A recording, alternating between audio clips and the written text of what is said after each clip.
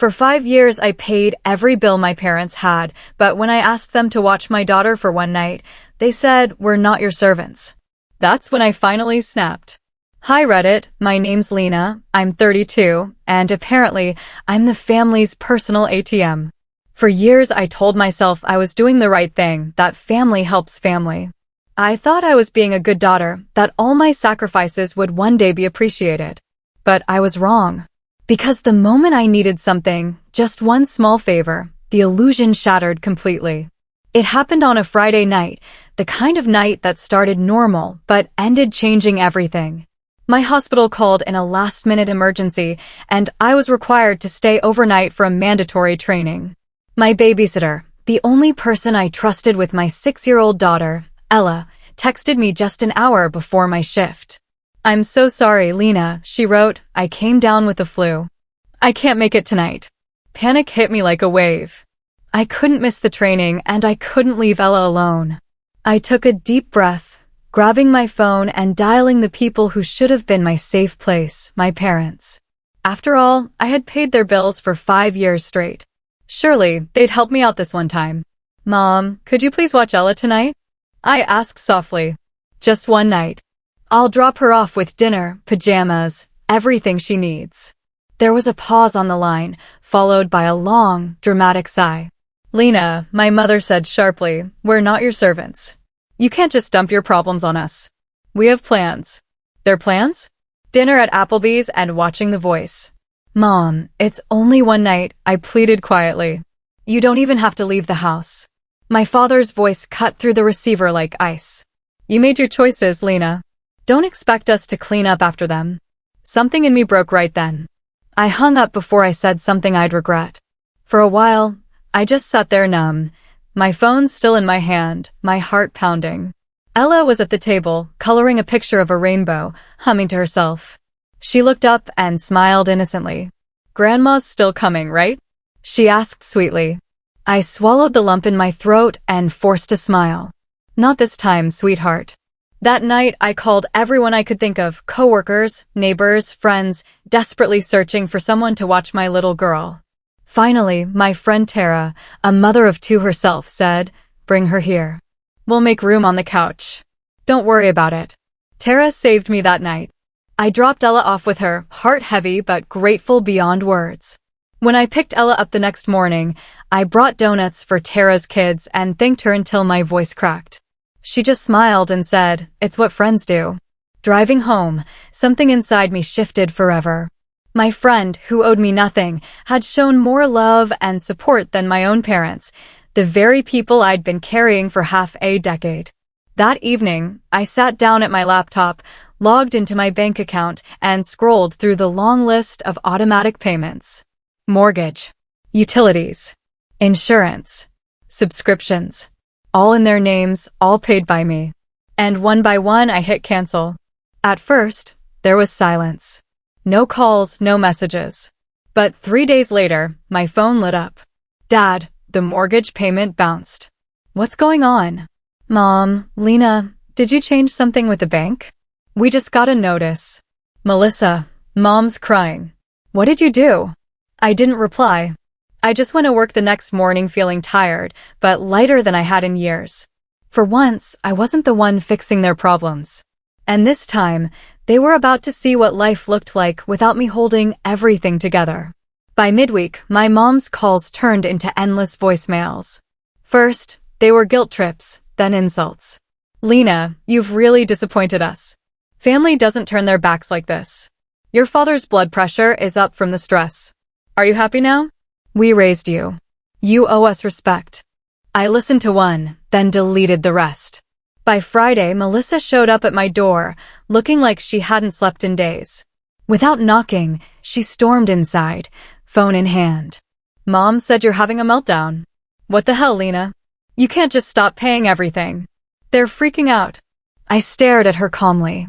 "Melissa, I'm not their bank." "Or yours." She scoffed. "You think you're better than us because you work all the time? They're our parents." "Exactly," I said firmly. "So maybe you should try acting like their daughter for once." She gawked at me like I'd spoken another language. Then she said something that made my blood turn cold. Mom said you're just bitter because you never had anyone to take care of you. I laughed, not because it was funny, but because it was so twisted. Melissa, I've been taking care of everyone my whole life. You just never noticed because you were too busy being worshipped for doing nothing. She stormed out, slamming the door so hard the frame shook. That weekend, my mom posted a long Facebook rant about ungrateful children who forget their roots. Her friends commented heart emojis. A few even messaged me privately asking if I was okay. I ignored them all. But by Sunday, their electricity was cut off. Their mortgage company started calling my mom's workplace. Desperate, she finally called me, crying. Lena, please. Just this month. We'll catch up next time. I took a deep breath. Mom, I asked you for one night. Just one night to help me. You couldn't do that. I've carried you for 5 years. I'm done. There was silence, then a cold whisper. You'll regret this. But for the first time in a long time, I didn't feel guilt. I felt free. It should have ended there, but my parents weren't done yet. Because a few days later, they crossed a line I never saw coming. It was a quiet Wednesday morning when my supervisor, Dr. Hayes, called me into his office. His expression was serious as he tapped a pen against his desk. Lena, he said slowly, I got a rather odd call this morning. My stomach dropped. From who? He sighed. A woman claiming to be your mother. She said you were emotionally unstable and shouldn't be trusted with patient files. Then I got a second call from your sister, saying the same thing. For a moment, I couldn't breathe. They weren't just cutting me off, they were trying to destroy me. Dr. Hayes leaned forward. I know you. You're one of our most reliable nurses, but personal interference like this can cause HR issues. I wanted you to hear it from me first. My hands trembled beneath the desk. I nodded. Thank you for telling me. He gave a sympathetic smile. I'm sorry, Lena. Family drama can get ugly. Just protect yourself. When I left his office, my phone was already buzzing with new messages. Mom, you left us no choice. You've turned cruel. Mom, we can't let you ruin your own life. Melissa, maybe if you apologize, we can calm things down. I didn't reply. That night, after putting Ella to bed, I opened my laptop again. If they wanted to play dirty, so could I. They'd forgotten who had every record, every bank statement, every payment confirmation, every proof that for 5 years, I'd been the one keeping their lives afloat. I compiled it all, screenshots, emails, receipts, then sent copies to a few people who deserved to know the truth, including my aunt, the family's unofficial news anchor. By the next afternoon, she called whispering, Lena, your mom's furious. The neighbors found out everything. Someone mentioned your name at church, and she nearly fainted. I just smiled. Good, I said calmly. It's about time the truth spoke for itself. But they didn't stop there. That Sunday, my doorbell rang. Standing there were my parents and Melissa. Mom in her Sunday dress, makeup smudged, eyes wild. Dad cross-armed, red-faced. Melissa pretending to be bored, but clearly recording. Can we come in? Mom asked coldly. I didn't answer, but she walked in anyway like she still owned the place. You embarrassed us, Lena, she snapped. The whole neighborhood's talking. Do you have any idea how humiliating it is to have people think we're leeches? I let out a bitter laugh. You were leeches, Mom. I paid your bills for 5 years while you called me ungrateful. You couldn't even watch your granddaughter for one night. She flinched but straightened. You don't talk to your mother like that. We're family. No, I said firmly. Family helps each other. You used me. There's a difference. Dad slammed his hand against the counter. We raised you. Fed you. Clothed you. And I paid your mortgage, insurance, and utilities, I shot back. Don't talk to me about responsibility. Then, Mom reached into her purse and pulled out a folded piece of paper. Fine, she said. Since you think you're so righteous, maybe this will help you remember where you came from. It was a handwritten bill, every expense they'd ever spent on me growing up. Piano lessons, braces, field trips. Total, $63,400.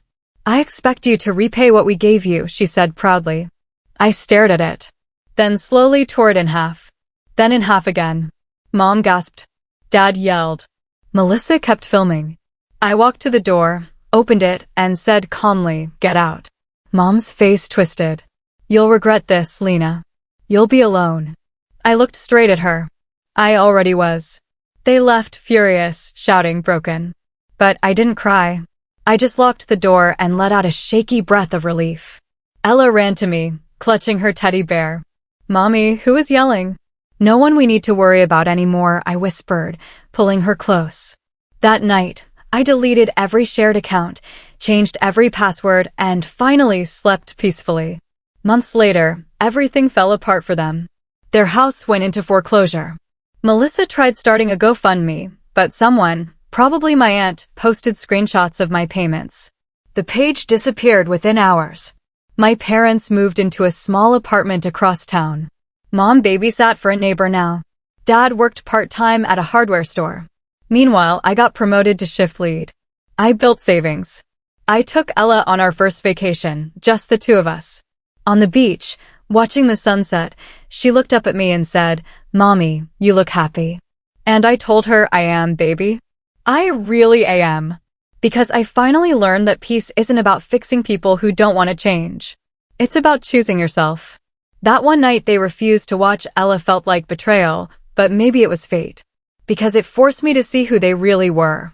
And reminded me who I was always meant to be. If this story touched your heart, then press that hype button, hit like, smash subscribe, and stay tuned for more powerful stories of karma, strength, and real-life revenge.